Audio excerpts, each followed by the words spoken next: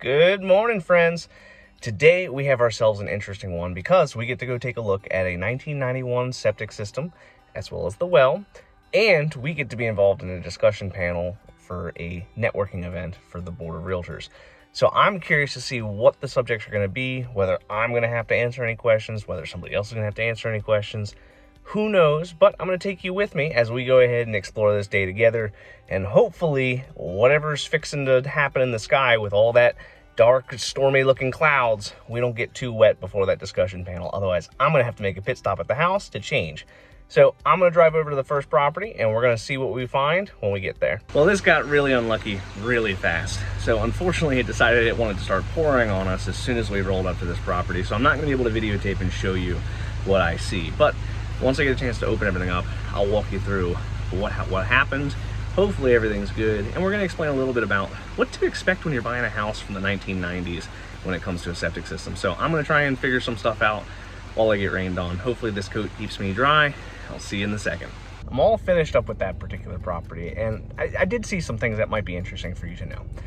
Unfortunately, with this rain, it was pouring the entire time, so it's been about an hour. We got everything open.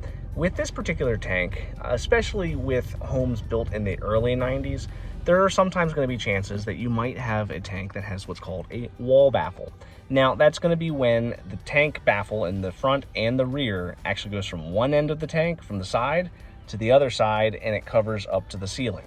Now, most of your systems that are mid-90s to now will generally have a 12 by 12-ish baffle made of concrete into the actual tank walls itself, but it's much smaller. With the smaller ones, usually you're going to have a softball or a golf ball size hole to where you can actually see into the tank, and it's more of like a vent, so that way you can actually let the air out, or the gases out of the tank through the vent stack on your roof and out into the wild.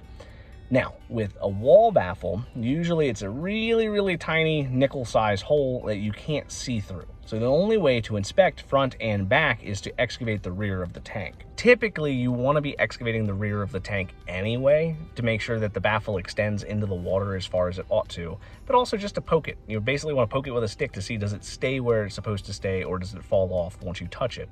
If it falls off, it's not properly secure, you need to replace it anyway, so it's a problem. With this particular one, we basically dug up a small little disc, and we could see that the back outlet baffle wall was in place perfectly fine. It's really important whenever you're buying a house that on a septic system that you look to see, is the baffle in the front and the back of the tank still in place. The purpose of the baffle in the front of the tank is to basically slow everything down, so when you flush a toilet, run a sink, bathtub, you're not stirring up the solids, and you're still letting things kind of sink in and settle the way they ought to. The baffle in the rear of the tank is the most important. It's going to keep all the scum, the floating stuff, from getting into the outlet pipe, causing clogs in the distribution box or the drain fields. Now, with systems in our area from the 90s on, generally you're going to see drain fields. Most commonly, you'll see between 2 and 3 drain fields for a 3-bedroom house, depending on the perk rate of your soil. If you've got bad soil, you might get more trenches, you might get a different system. If you have a really weird lot, like maybe it's really skinny and it's long, you might get 4 or 5 really short trenches. It just depends on your particular property and your site conditions. But most of the time you're going to see 2 trenches, maybe 3. This particular house didn't have anything super crazy when it comes to style or design. It was a basic 1,000-gallon tank, and they didn't have a riser. Now, whenever you have an older system, they didn't require risers like they do nowadays. So you want to make sure that if you have an old system, that you add the riser so that we can get a better maintenance, a better pump, that system's working and doing what it's supposed to do. The purpose of the septic tank is to capture the solids from your wastewater, so that way you clear up the water before it goes to the drain fields to get a longer lifespan of the drain fields.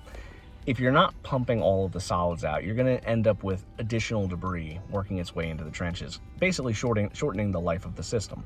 A lot of tanks, you're going to see a 6-inch clean out right on the front of the tank, or there'll be some observation port somewhere on the tank. Well, the problem with that little hole is you can't manipulate the hose around the tank to get to all 4 corners and really clean all the sludge off the bottom of the tank.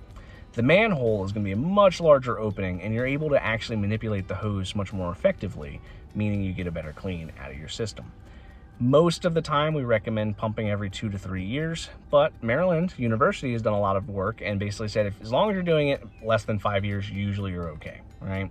If you're going 10, 15, 20 years or never pumped your septic tank, You're playing with fire, and most of the time when you hear this, the people who say that they don't need to pump their tank, a lot of times they do. A lot of the systems are busted up, a lot of them are failing, and a lot of times it's going to be really expensive to get it replaced. So this one was an interesting one in the fact that it's a little bit different. We don't get wall baffles from time to time, but it was working. That's the most important part. And unfortunately, we got to take a second shower for the day. So onward to go get changed, cleaned up, and then we're going to go to that discussion panel, and we're going to see what are we talking about today. So I'll see you in a few minutes. All right, we're all clean. Made sure to get a nice haircut, shave up a bit, make sure I'm a presentable individual. We're going to go in there. We're going to do some networking. I'm actually not doing any speaking. We're going to be listening to a few different topics. Once I get done the event, I'll circle back and we'll kind of discuss what did they go through, what did we learn, and did we meet anybody interesting? So I'll see you in a few minutes. We're all done with the panel. I think overall it actually went pretty good. There were a lot of good speakers and a very diverse range of experiences and what people were used to working with, and the different questions that the audience asked was great. I had my little moment where we had ourselves a good little conversation, but it wasn't super long. I was not the keynote or any of like the actual panel. These sorts of things, if you've never been to a panel discussion or if you've never been to something like a networking event, you really ought to consider going. Now, the reason I always make this recommendation to people is you don't know who you're going to meet. You also don't know what you're going to learn. In this particular panel discussion, the topic that really caught my attention was about business and about accounting. How do you basically balance work and life? And it seems like what a lot of people were doing is they schedule things. It might sound stupid, but they schedule their personal lives, they schedule their business lives, they schedule everything. And the act of scheduling helps them to delineate when they're going to be doing things and when they are not going to be doing things. I think that's a really good way of dealing with stress and coping with the inevitable stressors that do come with work. That's pretty much how I've been doing things right now, so it's interesting to see other people do pretty much what I'm doing. So I thought that was a pretty cool discussion. I thought it was an interesting event. Would I do it again? Probably, yeah. I think that these kind of things are always popping up. You should just Google, see what kind of events are out there. I'm a member of the committee, not the committee, but I'm a member of the organization that hosted this event. So it was a lot easier for me to see that it's happening, so I'm able to go to these sorts of things. If you're a local business owner, or if you just want to start meeting people, maybe you join the Chamber of Commerce, maybe you go to a lunch and learn.